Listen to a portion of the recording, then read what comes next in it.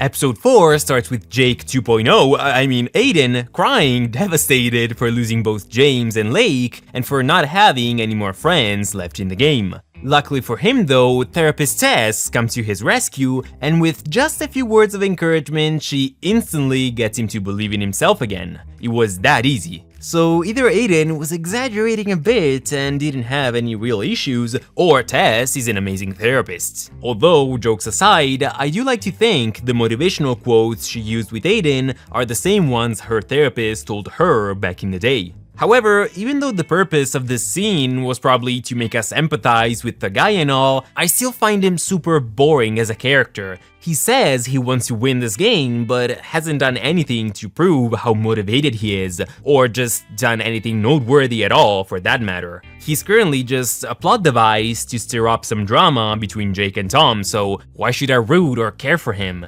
Maybe the day he starts being more motivated, I'll finally give him a chance, but until then, I couldn't care less about him, so he can cry all he wants. We then cut over to the new BFFs fishing together and having a heart-to-heart. One thing Ashley mentioned in the last episode is that she was consumed by guilt for something she did, but didn't really elaborate on it. So today, Jake asks her if she wants to talk about it, and that's when she reveals that she was to blame for the fire that destroyed her farm and house and made her family lose all their animals. And to think, I always assumed she was the perfect daughter, responsible and flawless since birth. I'm happy to find out I was wrong about this. I told you I really like that story and the impact this event left on her, but this additional information makes it all even better. They even gave us the reason why she joined the game in the first place. I almost want her to win at this point. I still don't see it happening, but I'd be pretty satisfied if she did.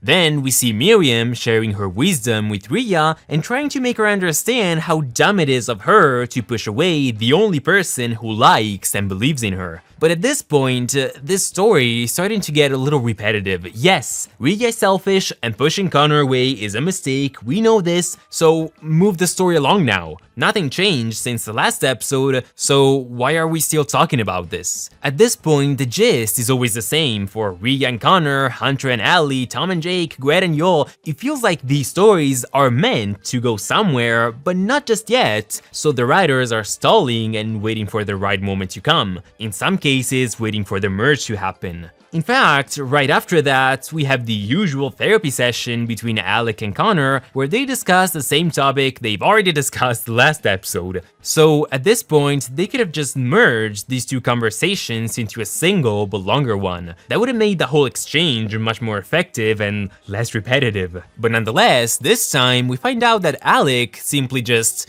never wanted children to begin with, and hearing this is gonna make his son hate and resent him 1,000 times more than he already does, whereas Connor regrets not settling down before and he wishes he had a family of his own. So, okay, cool, I like where this is going. However, Connor is 50, so I'm not sure he's gonna get the happy ending he wants. Although this is not impossible for him, and even though I would want him to start a family and be happy, having a kid in your 50s is not ideal, so at this point, it's almost better if he doesn't have a child, you know? So I'm pretty curious to see how it's all gonna end. I have no idea what they're gonna do with him.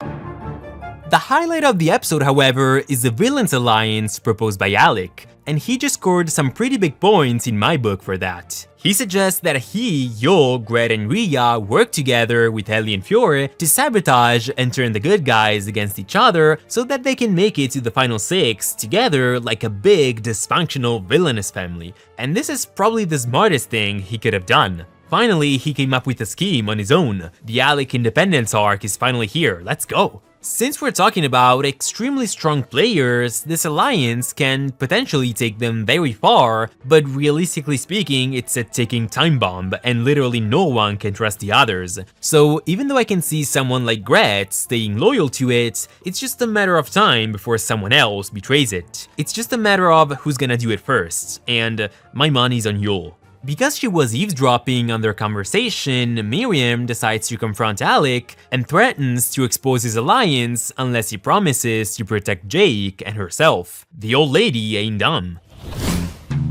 The Today's challenge consists of several rounds of a three-way race where the campers are gonna have to find and grab a sandbag hidden on the beach and cross the finish line with it. And as is usually the case in these physical challenges, the contestants are allowed to use any means necessary to get the bags out of their opponent's hands. And even though everyone pushed and tackled and tricked their opponents, and Crystal herself clarified that such actions were not only allowed but also encouraged, it seems like Tom wasn't paying attention because he was extremely ticked off at Jake when the guy pushed Aiden to score a point. And at this point, I don't even know why Jake is even chasing Tom. It's not worth it, man. Let him go. You'll be a lot happier on your own, I swear. Tom is kinda slowly losing my respect here. I have no idea why he's so weird lately. He so needs to open up and explain why he's been avoiding Jake, but at the same time why he's always eager to yell at him. What did we miss during the time jump between seasons? I'd so need to know. However, drama aside, we really need to talk about the challenge because it was pretty underwhelming and a little bland. It was the same thing repeating over and over again without even a couple twists in the meantime. And the fact that Team Magenta won extremely quickly and that the whole game lasted less than 6 minutes didn't really help. It's my least favorite challenge so far. I really hope the next one is gonna be more intense.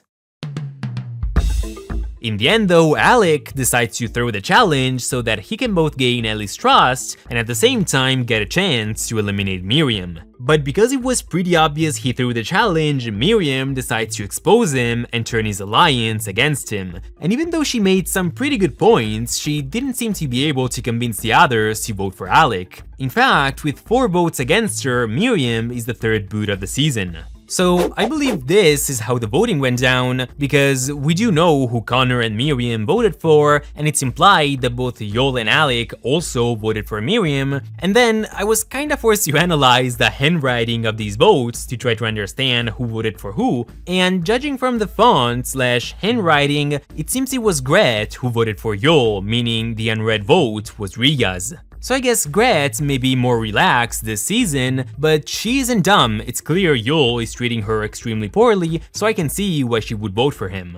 Also, Yol is currently convinced it was Connor who voted for him, so I can't wait to see his face once he realizes it was Gret all along.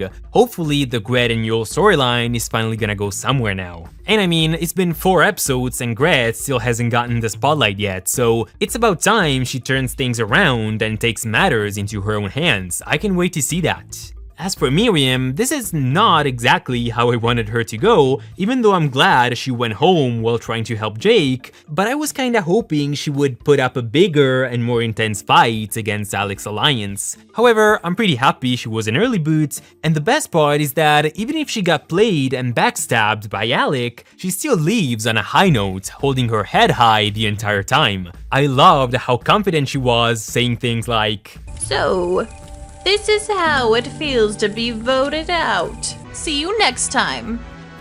Now, where do I go? I've never lost one of these before. So that was super in character for her. Right before she leaves though, when Connor apologizes for voting for her, Miriam hands him an envelope, which is kinda reminiscent of the advantage Rhea found in episode 4 of season 2. So unless it's a note she wrote herself as a precaution, anticipating her elimination, but that's pretty unlikely because I doubt she had a pen and piece of paper to write it, it's probably an advantage she found and didn't get to use. And the only person on her team she could trust with it, of course, was Connor. So she had her head in the game till the very end. I love to see that. But at this point, as always, I'd like you guys to let me know your thoughts on Miriam, on the episode, and also on this little envelope. What do you think it's gonna do? Let me know in the comments, and I'll see you guys next time. Ciao!